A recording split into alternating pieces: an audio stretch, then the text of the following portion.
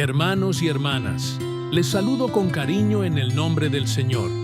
Hoy quiero compartir con ustedes un tema que toca la fibra más profunda de nuestra fe, el contraste entre el grito del dolor y el susurro de la esperanza. La reflexión que me inspiró decía que el sufrimiento grita mientras la esperanza apenas susurra. ¿Alguna vez han sentido esa tensión? Cuando la vida nos golpea tan duro que la fe parece tambalear, cuando el llanto ahoga nuestras oraciones y todo parece estar a oscuras, ¿cuál es nuestra respuesta? Déjenme contarles acerca de una hermana en la fe, Gabriela. Hace unos años perdió a su hermano de forma inesperada, atravesó un agotador tratamiento contra el cáncer y su vida laboral se desmoronó. Ella describe que las pruebas se apilaban como rocas sobre su vida. En medio de esa avalancha de dolor, Gabriela descubrió algo sorprendente. Dios estaba usando sus pruebas para dirigir su mirada a la cruz.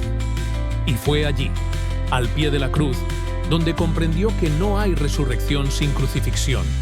El camino de Cristo no es la autopista del éxito, sino el sendero humilde y estrecho del siervo sufriente. Quizá pienses, ¿cómo puede un Dios amoroso permitir tanto dolor? San Pío de Pietrelcina lo expresó con claridad. Cristo no responde de manera abstracta al problema del sufrimiento. Su respuesta llega cuando participamos de sus sufrimientos y escuchamos su invitación. Sígueme. Ven, toma parte con tu sufrimiento en esta obra de salvación del mundo. Hay un misterio aquí. Unir nuestro sufrimiento al de Cristo produce frutos eternos. El apóstol Pedro nos anima a gozarnos por ser partícipes de los padecimientos de Cristo, y Pablo nos recuerda que las tribulaciones producen en nosotros un peso eterno de gloria. Por eso, incluso cuando el dolor grita, podemos proclamar: que pase lo que tenga que pasar, porque sabemos que Dios transforma nuestra pena en bendición. Pero esto requiere madurez.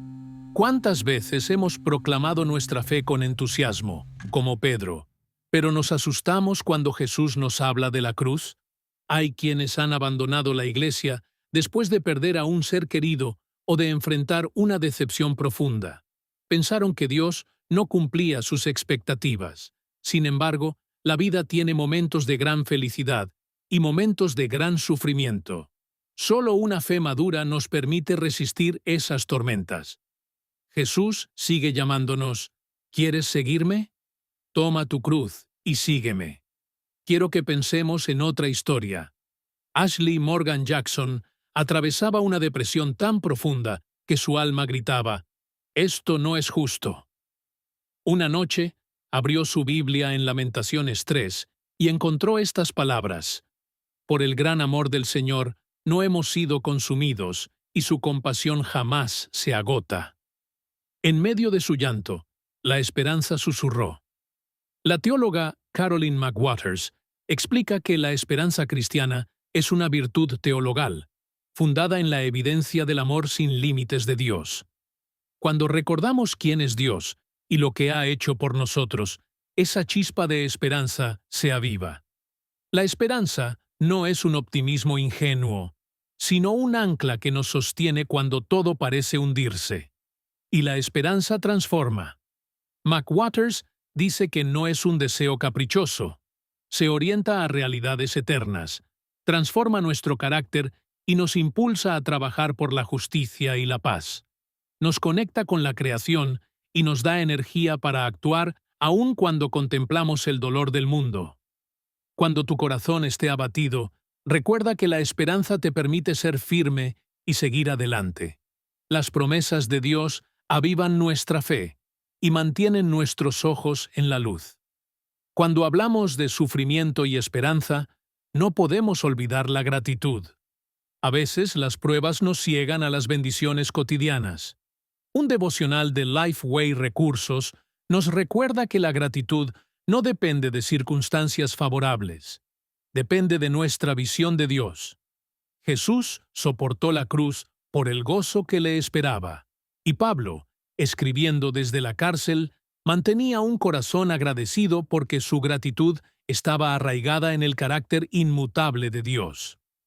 Para cultivar gratitud, debemos reconocer la bondad de Dios incluso en lo pequeño, orar con honestidad y recordar sus promesas. Así, la queja pierde fuerza y la certeza de que Dios es bueno se vuelve nuestro refugio. En momentos de oscuridad, volver a la historia de Dios con nosotros es vital. Gabriela confesaba que, en medio de su dolor, Cristo le recordaba que, aunque las pruebas se acumulen, Dios no se olvida de sus hijos. Allí, en el quebranto, pudo comprobar su amor, poder y señorío. Recordar la fidelidad de Dios, cómo nos proveyó, nos sanó y nos sostuvo, fortalece nuestra confianza para el futuro. Ashley dice que el versículo de Lamentaciones 3 abrió una grieta de luz en su oscuridad. Cuando hacemos memoria, la esperanza se enciende donde antes solo había desesperación. ¿Qué significa realmente decir que pase lo que tenga que pasar? No es resignarnos a la fatalidad ni cruzarnos de brazos. Significa reconocer que, por encima de nuestros deseos y planes, la voluntad de Dios prevalece. Recordamos la oración del Padre Nuestro: venga tu reino, hágase tu voluntad. En un devocional, un hombre se encontraba en un cruce de caminos sin saber qué ruta tomar. Recordó esa oración, se rindió a la voluntad de Dios y de repente vio una señal que le indicaba la dirección correcta. Aceptar la voluntad de Dios implica sumisión a su sabiduría y renuncia a nuestros propios planes.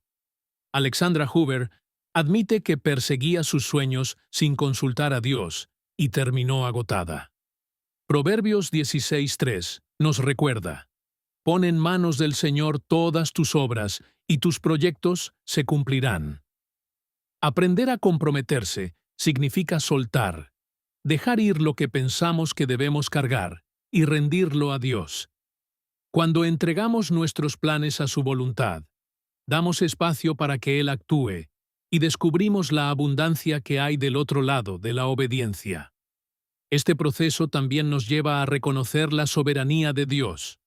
Un blog cristiano explica que decir que se haga la voluntad de Dios es establecer su soberanía total sobre todo lo que sucede. Sus planes sobrepasan nuestra comprensión y a veces no son como imaginamos. Aceptar su voluntad implica negarnos a la nuestra y confiar en que las circunstancias difíciles son parte de su obra completa. Esa decisión fortalece nuestra fe, nos permite ver bendiciones y nos concede paz incluso en la tormenta. Resistirse solo nos deja frustrados. Nuestra esperanza más grande descansa en Cristo. Él soportó la cruz no para demostrar un punto, sino porque sabía que su sacrificio abriría el camino para nuestra reconciliación. Su amor lo llevó a soportar un sufrimiento indescriptible para darnos vida. Porque Él venció, nosotros también venceremos. San Pablo escribe que toda la creación gime esperando la manifestación de los hijos de Dios. Fuimos salvados en esperanza y aguardamos la redención de nuestro cuerpo. La esperanza que se ve no es esperanza. Nuestra esperanza se ancla en la resurrección. Por eso, aunque haya lágrimas y dolor, sabemos que vendrá un día en que Dios secará toda lágrima y no habrá más muerte. Con esa perspectiva eterna, el sufrimiento adquiere sentido. No hay dolor sin propósito para quienes siguen a Cristo. Santiago nos llama a considerar como sumo gozo cuando enfrentamos pruebas, porque producen perseverancia y madurez. Cuando decimos que pase lo que tenga que pasar, lo hacemos confiando en que Dios está usando cada circunstancia para moldearnos y acercarnos más a Él. Permítanme cerrar con algunos consejos prácticos que surgen de esta reflexión. En primer lugar, reconocemos la bondad de Dios cada día. Agradecemos por el respiro, por la provisión, por esa persona que nos escucha. En segundo lugar, oramos con honestidad, sin disfrazar nuestras emociones. Ashley Morgan Jackson encontró alivio al confesar su dolor ante Dios. En tercer lugar, meditamos en la Escritura. Textos como Lamentaciones 3:21 a 22, Romanos 8:24, Proverbios 16:3 y Hebreos 12:2 alimentan nuestra fe. También buscamos comunidad. El dolor compartido encuentra consuelo en la iglesia, y la esperanza se hace más fuerte cuando nos unimos. Sirvamos a otros. Salir de nuestro propio dolor para ayudar a alguien más nos recuerda que no estamos solos. Finalmente, entreguemos nuestra voluntad. Orar, hágase tu voluntad, y soltar nuestros deseos nos libera de la ansiedad y nos da una paz que sobrepasa todo entendimiento. Amada congregación, el sufrimiento seguirá gritando en este mundo, pero la esperanza de Dios nunca deja de hablar. Escuchemos ese susurro, recordemos su fidelidad y confiemos en su voluntad. Decir que Dios tenga la última palabra no es rendirnos a la desdicha, sino abrazar una esperanza que no defrauda, basada en la misericordia que nunca se agota, en el amor infinito de Dios y en la victoria de Cristo. Cuando la vida parezca injusta y el dolor te abrume, recuerda, Dios no se ha olvidado de ti. Él te acompaña y utiliza incluso tus pruebas para su gloria. Acepta su voluntad, confía en su amor y di con valentía: Señor, aunque el dolor grite, que tu esperanza se oiga en mí, que pase lo que tenga que pasar, porque sé que tú tienes la última palabra. Amén.